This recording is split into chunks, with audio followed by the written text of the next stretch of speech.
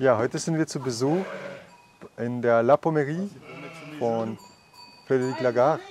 Und Frédéric Lagare ist ein Flechtenforscher aus Frankreich und er wird uns hoffentlich was über seine Forschung erzählen, was er über Flechten weiß. Und gleichzeitig ist er auch Schafzüchter und wir sind auch gespannt, wie er seine Schafzucht betreibt und wie er das auch als regenerative Methode einsetzt.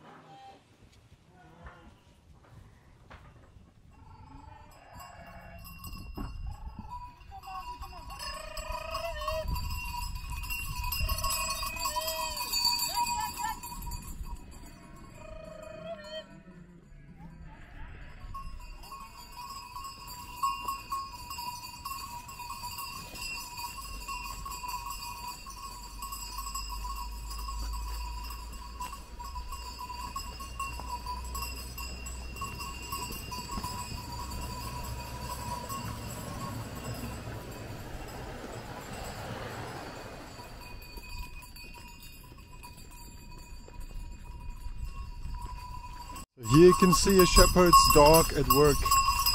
This dog is amazing. He's doing a wonderful job keeping the sheep together, pushing them forward, making them move on constantly. And he's working very hard.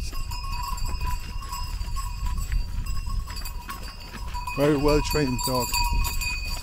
And in a very gentle way he's kind of signaling them to move on, not hurting anyone. Very gentle manner, slightly touching them.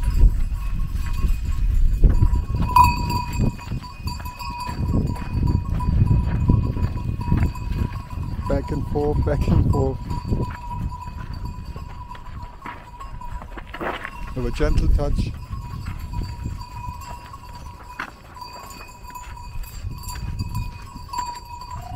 And on they go.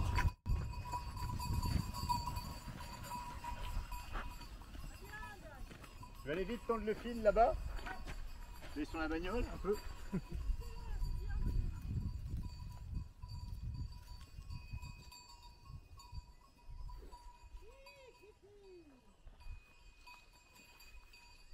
Alors moi c'est Frédéric Lagarde. Et le nom du projet, il n'a pas de nom, notre projet. Il y a une association qui nous regroupe tous qui s'appelle l'Association des conches de la Chaux. Et l'objectif, c'est que le site soit un site ouvert à l'échange des savoirs et savoir-faire autour des questions environnementales. Voilà. Donc c'est comme ça qu'on pourrait le présenter. Ce qui fait qu'au fur et à mesure que le temps passe, il y a différentes structures qui sont installées sur le site et qui essaient de tisser des liens entre elles pour mixer les approches. On est très heureux de nous recevoir ici, que vous nous recevez ici, sur votre projet, votre ferme. C'est une ferme, vous disiez? Ben, sur le site, il y a une ferme et puis d'autres choses. Mais en tout cas, il y a une ferme. Oui. Alors, il y a plusieurs projets ici. Il y a une association, une ferme, vous avez des moutons.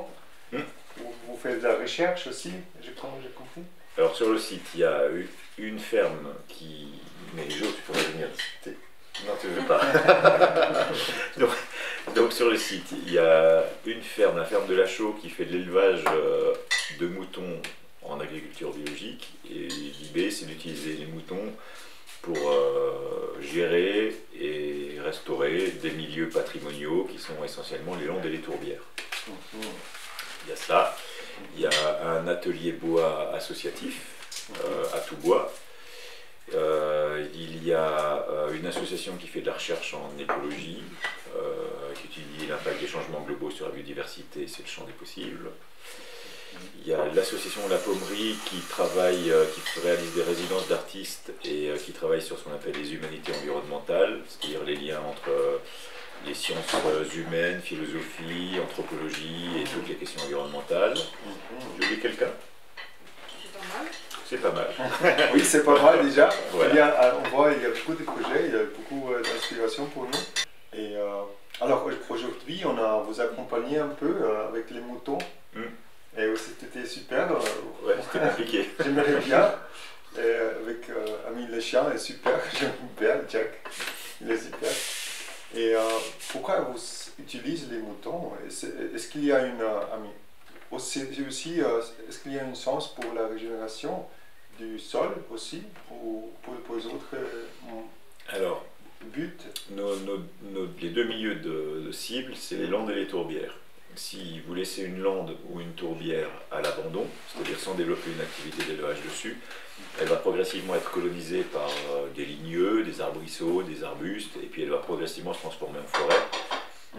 Le milieu de la tourbière va s'assécher, le milieu de la lande va se transformer en une chênaie, une forêt de chêne, et donc ces milieux vont disparaître. Et en fait, ces milieux ne peuvent perdurer que si dedans il y a des herbivores en suffisamment grande densité pour contrecarrer la régénération forestière.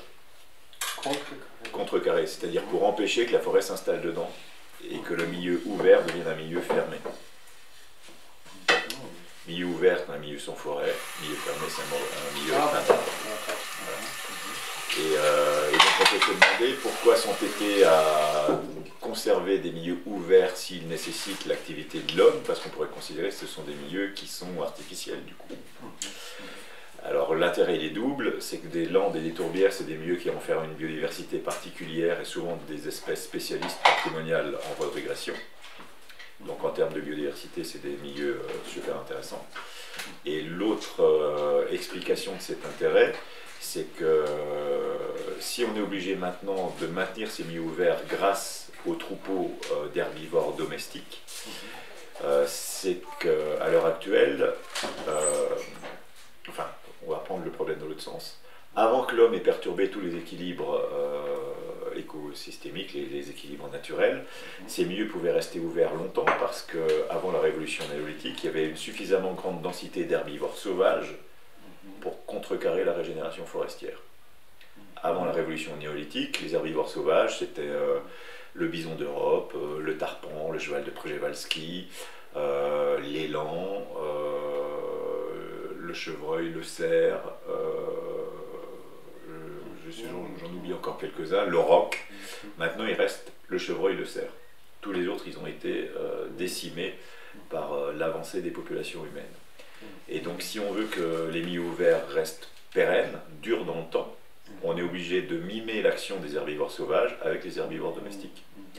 Et donc, l'élevage traditionnel extensif, c'est une clé de la conservation à l'heure actuelle de ces milieux patrimoniaux.